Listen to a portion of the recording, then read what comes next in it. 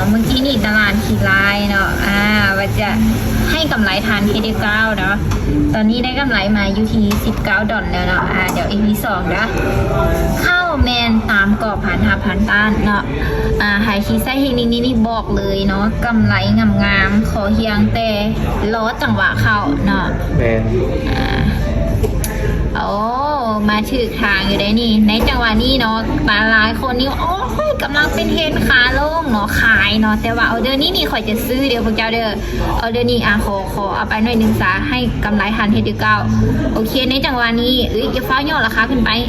นิ่งไปก่อนลงมายาวซ้ำนี้นี่โอเค 95% ซื้อแน่นอนเนาะอย่าฟ้าย่อย่อราคาขึ้นไปหลายพูดแล้ววันนี้อยากวายอยู่เดินในซองนี้นี่แต่ว่ามันขึ้นสูงโพดเนาะแต่ถ้าว่ามันปิดตันอยู่นี่มันจะโอเคหลายเลยแต่วันนี้ลักษณะนี้กะเปอร์เซ็นต์ซื้อยังสูงอยู่เนาะจะได้อยู่ที่ประมาณ80นี่แหละเพราะว่าเวลามันมาตามผ่านเก่ามันจะดีดตัวกลับเนาะขึ้นไปได้นะอีกน้อยนึงอย่าคาติขึ้นไปขึ้นได้อีกน้อยนึงเกือบข้างแล้ววันนี้เขียวได้อีกได้นึงนี่เห็นบอก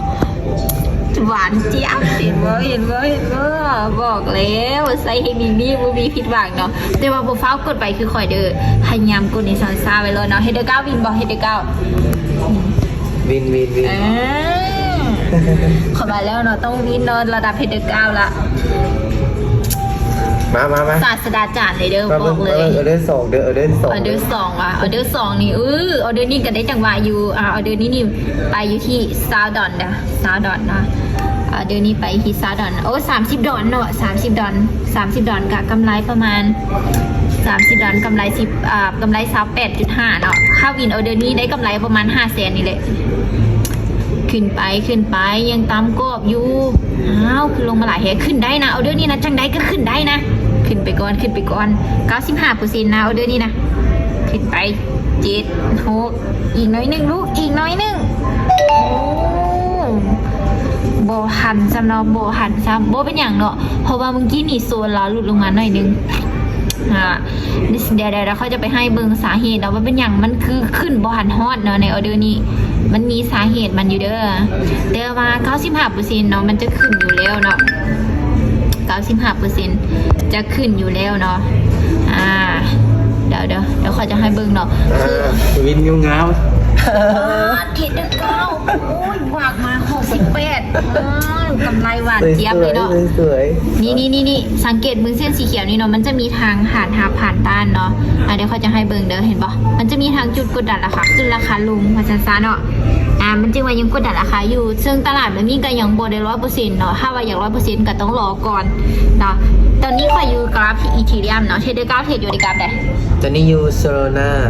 าเนาะเดี๋ยวออเดอร์ต่อไปนะเดี๋ยวฮอปต่อไปเดี๋ยวค่อยจะไปเข้าอยู่ในโซโลนาคือเทรดเดอร์9เนาะเดี๋ยวค่อยจะชี้แจงอ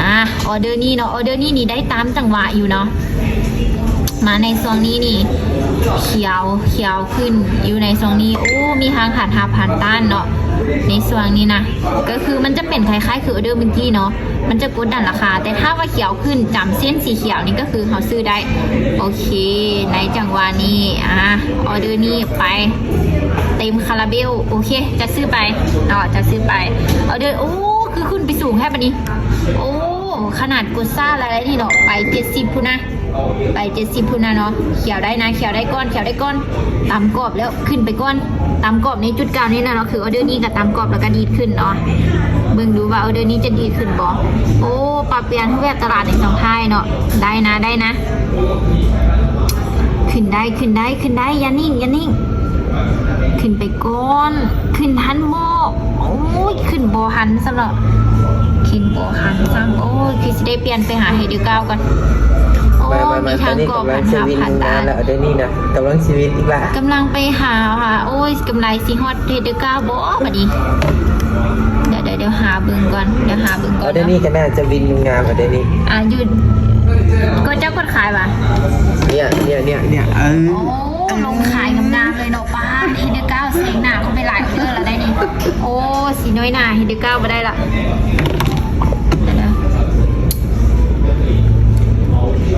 เดี๋ยว ยวออเดอร์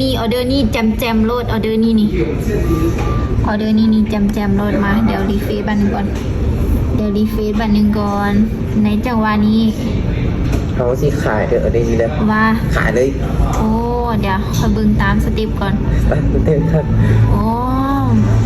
เฮ้ยขายได้มันเป็นเขียวขึ้นไปแล้วขายได้แต่ค่อยบ่ทันละเดี๋ยวค่อยจะไปเปลี่ยนกราฟใหม่ก่อน โอ้แต่ว่าเสียงอยู่นิดนึง แม่นเพราะว่ามันอยากกลายฐานแล้ว แต่ว่าเปอร์เซ็นต์ขายสูงเลยเอาเดี๋ยวนี้นะหาเทียบใส่กับ90%ได้อยู่ มาสิลงได้บ่ยาวขนาดนี้ ลงก่อน ลงได้บ่ ลงได้นะลงติ โอ้โห โอ้เนาะ เพราะมันอยากเอาเดี๋ยวนี้ไปหน่อยอยู่เนาะเอาเดี๋ยวนี้ไป เป็นเนาะไปเท่าใด เอาเดี๋ยวนี้ไป10เหรียญเอาเดี๋ยวนี้ ไป$10ว่ะโอ้ค่อยกับ52ออเดอร์แล้วได้เดี๋ยวเขาจะหาข่าวดีๆก่อน แต่ว่าเขายังมีกำไรอยู่ โอ้ นะ เดี๋ยวข่าวเอกอาพีออเดอร์หนึงก่อนเอกอาพีโอ้ตลาดช่องนี้นี่อยากขี่ให้โอเคมาออเดอร์นี้เอาไปจัดซื้อไปเลยมาบ่ายไปแล้วออเดอร์นี้นะ โอ้งาม อยู่ในส่วนของเอกอาพีกำลังเขียวขึ้นแล้วบวกกับตามแหงเพราะมั่นใจอยู่เนาะออเดอร์นี้นะเพราะว่านี่กรอบในช่วงนี้แล้วก็เป็นอยู่ในช่วงกดดันราคาขึ้นเดี๋ยวจะขยายให้เบิ่งนะจะขยายให้เขาทีมงานเบิ่งก่อนเนาะบอกกับมันเป็นตามแหงแล้วบ่แม่นว่าอยู่ๆแล้วจะตามสีไปบ่แม่นได้ก็คือเราต้องให้มันอยู่ในโซนที่ว่าแบบมันจุดกดดันราคาขึ้นหลายค่ะนะแล้วเราก็จึงซื้อขึ้นเนาะโอเคกำไรมาแล้ววันนี้นะเก็บพันที่ได้9ละโอเคเดี๋ยวเบิ่งตามจุดนี้วันนี้ออเดอร์นี้วันนี้เข้าไปที่ XRP คือค่อยแม่อยากบินนะ เข้ามาแล้วกำลังตาม ม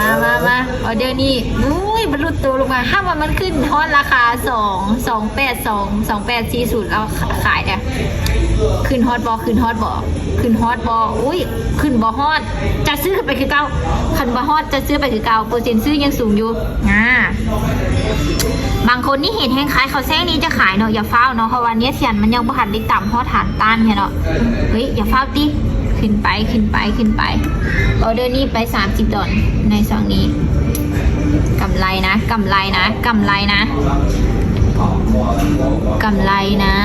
นิ่งไว้ก่อนนิ่งได้อย่าเฝ้านิ่งไว้ก่อนเขียวได้นิ่งวิโอเคสวยบินมาแล้วเดี๋ยวนี้บวกมาอยู่ที่จากงบ200บวกมา315แล้ว เขาตามมาทันคือเดี๋ยวต้องใส่ กำไรงาม